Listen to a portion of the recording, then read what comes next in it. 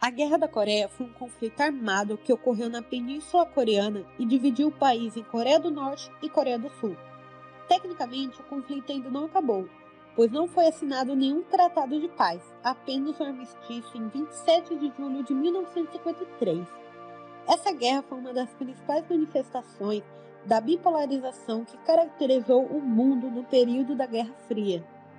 Aos anos de duração, a Guerra da Coreia foi responsável pela morte de mais de 2,5 milhões de pessoas e contou com a participação de tropas norte e sul-coreanas, tropas chinesas, americanas e uma modesta participação de soldados soviéticos.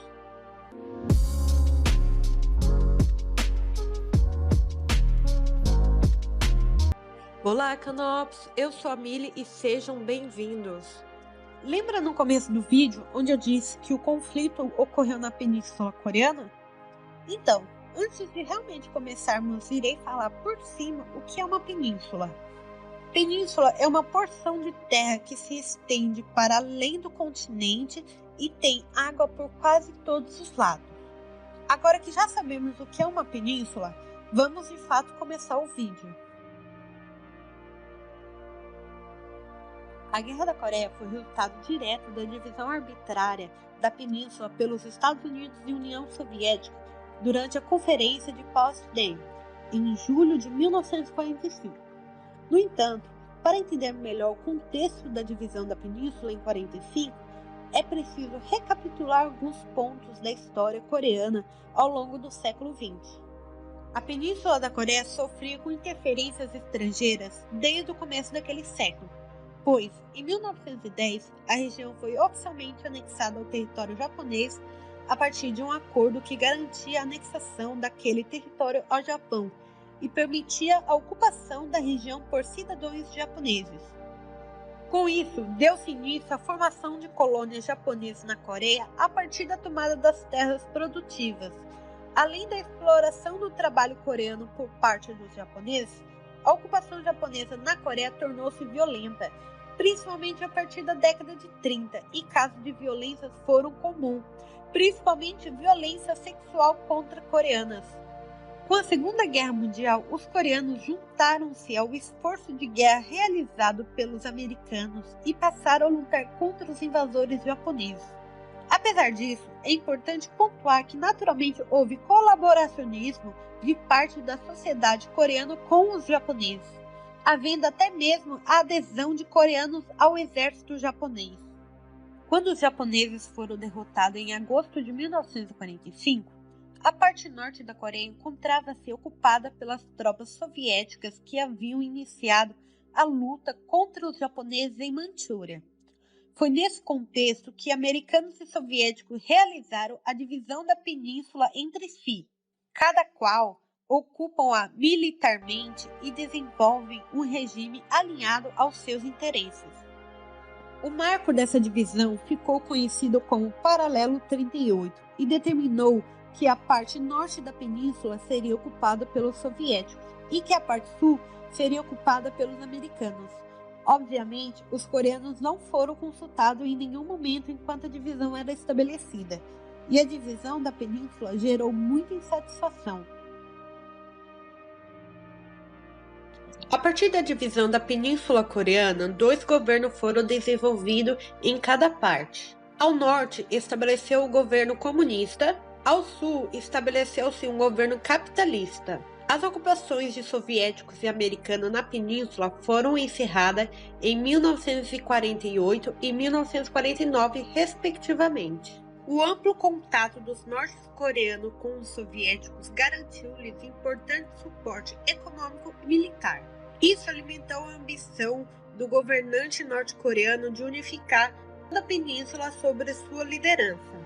Para que isso fosse possível, buscou o apoio dos soviéticos para organizar a invasão da Coreia do Sul. Joseph Stalin, líder da União Soviética, a princípio não apoiava a ideia de uma invasão da Coreia do Sul, pois não queria um conflito aberto com os Estados Unidos, um risco que a guerra poderia gerar. No entanto, a ocorrência da Revolução Chinesa e a ameaça de que a China se tornasse uma nação mais influente na Ásia que a própria União Soviética fez com que os soviéticos mudassem de ideia. Mesmo assim, o apoio soviético para a Coreia do Norte foi mais em questão logística e de suprimentos do que propriamente militar. Os chineses, a partir da pressão soviética, forneceram milhares de soldados do seu exército que lutaram na Guerra Civil Chinesa e garantiram a vitória dos comunistas chineses em 1949. Esses soldados, apesar de chineses, eram etnicamente descendentes de coreano e engrossaram as linhas do exército norte-coreano. A guerra eclodiu em 25 de junho de 1950, quando as tropas norte-coreanas iniciaram a invasão da Coreia do Sul. Rapidamente seguiu-se uma reação internacional contra a ação dos norte-coreanos. A ONU, em 27 de junho de 1950, condenou a invasão e aprovou que uma coalização estrangeira fosse organizada para interferir nos conflitos em defesa da Coreia do Sul. Essa decisão partiu da Resolução 83 do Conselho de Segurança. A partir da invasão da Coreia do Sul, a guerra pode ser dividida em 3 fases distintas. A primeira fase aconteceu entre junho e setembro de 1950. As forças norte-coreanas beneficiaram-se de seu maior poderio militar e quase conquistaram toda a península, isolando as tropas sul-coreanas ao perímetro de Pusan. A segunda fase foi caracterizada pelo predomínio das forças sul-coreanas com a entrada em massa do exército americano no conflito.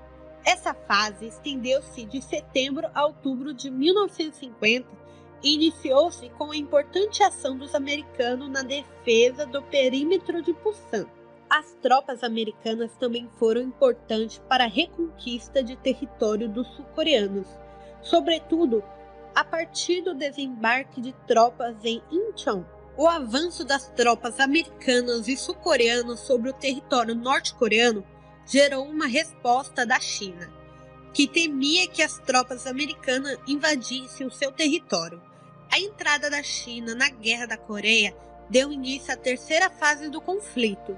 Essa fase estendeu-se até 1953 e foi caracterizada pelo equilíbrio das forças.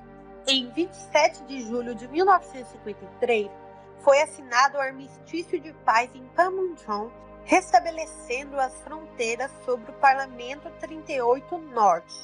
Deste modo, as fronteiras voltaram ao determinado durante a Segunda Guerra. A Coreia do Norte manteve-se comunista e a do Sul capitalista. A divisão em Norte e Sul continuou com um clima de tensão e atrito fronteiriço que permanecem até hoje. A Coreia do Norte contou com a ajuda soviética e chinesa, mantendo-se ligada aos países do bloco socialista. O país foi governado por Kim Il-sung, que permaneceu no poder até sua morte em 1994, quando foi sucedido pelo seu filho Kim Jong-un.